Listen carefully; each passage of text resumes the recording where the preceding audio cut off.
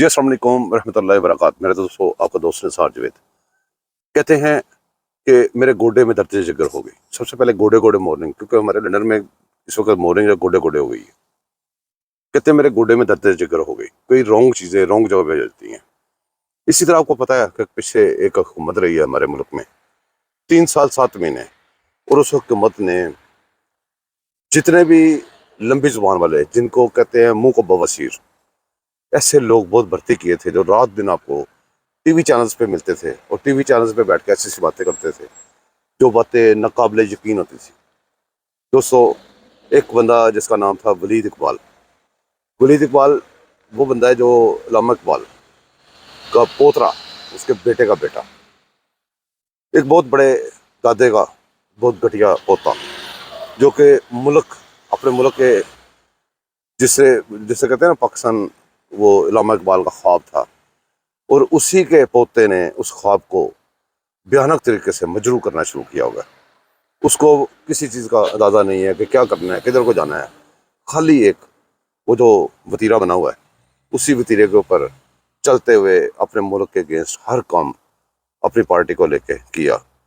اور کچھ لوگ کہتے تھے کہ بھی یہ بھی وہی گروپ ہے، لیکن اب ثابت ہو رہا ہے کہ باقی وہی گروپ ہے. بہرحال گروپ کو کیا کرنا ہے، بات جو میں نے شروع کی ہے وہ اس لیے شروع کی ہے. آپ کے ساتھ چیزیں جو کہ میں کلپ بھی شیئر کرتا ہوں، آپ کو یادداشت بھی تازہ کرتا رہتا ہوں. اور ان کی سب سے بڑی جو طاقت ہے وہ ہماری جو یادداشت ہے وہ ہے. آپ کو بہت سارے ایسے واقعات ملے ہوں گے. ایک آپ نے دیکھا ہوگا پروگرام میں اسماء بخاری کے ساتھ ایک لیڈی بیٹھی ہوئی تھی، اور لیڈی کہہ رہی تھی کہ ہم نے یہ بنا دیا وہ بنا دیا. جیسے انہوں نے وہ کہتے تھے نا، حکومت اتنے جی بی کے اوپر چل رہی ہے، اتنے جی بی کے اوپر سارے کام کر رہی ہے. وہ واقعی جی بی تھے سارے.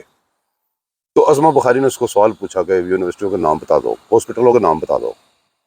وہ جو کہہ رہی تھی کہ ہم نے اتنے بنا دیے، یہ کر دیا وہ کر دیا، اس کو ایک ہاسپٹل، ایک یونیورسٹی، ایک کسی کالج کا نام بھی ذہن میں نہیں آیا.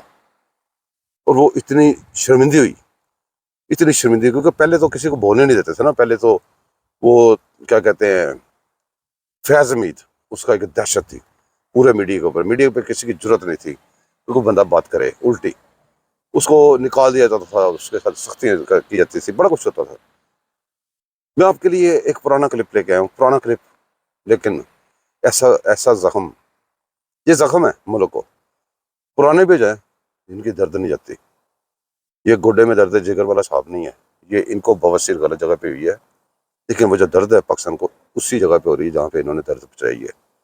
کتنی بھی پرانی یہ دردیں ہو جائیں، یہ نہیں رکیں گی. ایک سیمینار ہو رہا ہے کہیں پہ، اس کے اندر ایک اسٹوڈنٹ نے کھڑے ہو کے کہا کہ میں نے فرسٹ ٹائم ووٹ کاسٹ کرنا ہے.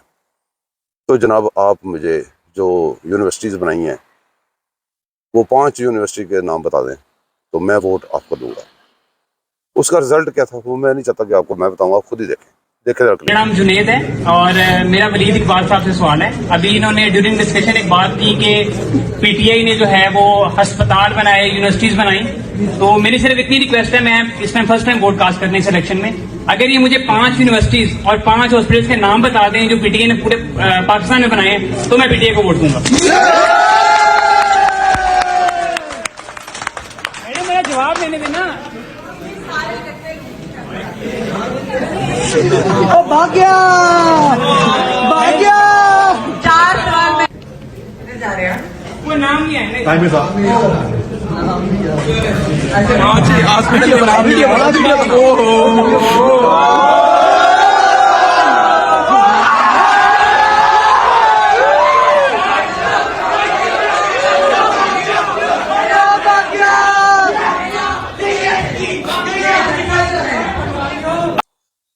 جی تو دوستو، یہ تو ہوگی پرانی یادیں، پرانی یادداشت. اب نئی تازی خبریں ان کے اندر ہر وقت جو تحریک انتشار ہے، ہر ممکن اس کی کوشش یہ ہوتی ہے کہ وہ ثابت یہ کریں کہ ہمیں منتیں کر رہے ہیں. جب وہ منتیں خود کر رہے تھے نا، اسی وقت وہ کہہ رہے تھے کہ ہمیں دوسرے لوگ منتیں کر رہے ہیں. کبھی کہتے ہیں حکومت نے مذاکرات کے لیے ہمیں بلا لیا، کبھی کہتے ہیں فوجی ہمیں آگے. ایک بات یہاں پہ یہ غور طلب ہے کہ ان کی ساری پسوڑی اسی بات پہ ہے کہ فوج عمل دخل کیوں دیتی ہے. اور جب یہ کہتے ہیں ہم نے کسی سے مذاکرات نہیں کرنے، ہم نے صرف خالی فوج سے کرنے ہیں، تو پھر وہ عمل دخل نہیں ہوگا. کیا وہ آئینی ہے؟ ایک دن میں نے کسی پروگرام میں سنا تھا عمران خان کا بیان، وہ بڑا زبردست تھا، وہ غور طلب بیان تھا۔ وہ کہتا تھا کہ ہم نے فوج سے مذاکرات کرنے ہیں، آئینی اور قانونی مذاکرات کرنے ہیں۔ اب ایک طرف فوج سے کرنے، دوسری طرف آئینی اور قانونی کرنے ہیں۔ ایسی بونگیاں اور ایسی بیوقوفیاں یہی فارن فنڈڈ فتنے کر سکتے ہیں۔ فارن فنڈڈ فتنوں کے اوپر عنقریب بات کریں گے، بہت لمبی چڑی۔ اب جو انہوں نے کہنا شروع کیا ہے، پہلے فوج کا کہتے رہے کہ 2 جنرل آ گئے رات کو جیل میں آ گئے، کبھی جی پھاٹک کھل گئے، دروازے کھل گئے۔ اس طرح بے شرم ہے کہ بجائے اس کے کہ شرمندے ہوں کہ اگر یہ بیان دے رہے ہیں کہ صبح 6 بجے جیل کھل گئی تھی، تو پھر خود ہی پوچھنے لگ جاتے جیل کا دروازہ کس نے کھلایا؟ بھائی آپ یہ بتائیں کہ آپ کے لیے دروازہ جیل کا کیسے کھلا ہے، آپ کو سہولتیں کیسے ملی؟ یہ تمہارا سوال ہے، آپ الٹا ہمیں سوال کرنے لگ جاتے ہیں۔ بہرحال جو انہوں نے مشہور کیا ہوا ہے آپ کے سامنے کہ جی ہمارے ساتھ گورنمنٹ بھی مذاکرات کر رہی ہے، اس کا جواب ہی سن لیں یہ ذرا غور سے۔ لیکن میں ایک بات بڑی کلیئرٹی کے ساتھ جناب اسپیکر کہنا چاہتا ہوں کہ جب تک 9 مئی کا حساب نہیں ہوگا، کسی قسم کے مذاکرات کسی کے ساتھ نہیں ہوں گے۔ جی یہ بھی آپ نے سن لیا ہوگا، یہ 2 ٹوک موقف ہے۔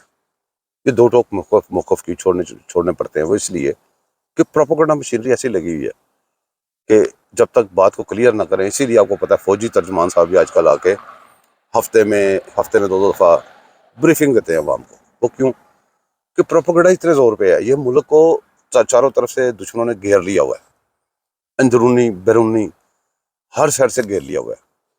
بلوچستان کے لیے کیا ان کے ایم ہے، کے پی کے لیے ان کے کیا ایم ہے۔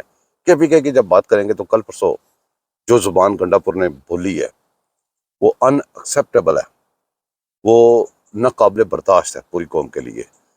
جو بھی لوگ اتنا کچھ آپ کر رہے ہیں، آپ سے درخواست ہے کہ جب آپ اتنا کچھ کنٹرول کر رہے ہیں تو اس کتے کو بھی پٹا ڈالیں۔ یہ بالوں والا کتا، اس کو آپ نے پالا پوسا چھپایا، اس کو وزیر اعلیٰ بنایا، اس کا یہ مطلب نہیں ہے یہ پاکستانیوں کے گردن پہ چڑھ کے بھونکے، اس کو پٹا ڈالیں۔ دوستوں باتیں کرنے کو بہت ہے، پھر تھوڑی دیر کا بات کریں گے تو فارن فنڈڈ فتنوں کے اوپر بھی بات کریں گے۔ تو ہمیں یاد رکھیے گا، چینل کو سبسکرائب کیجیے گا، لائک کیجیے گا، شیئر کیجیے گا۔ اللہ حافظ۔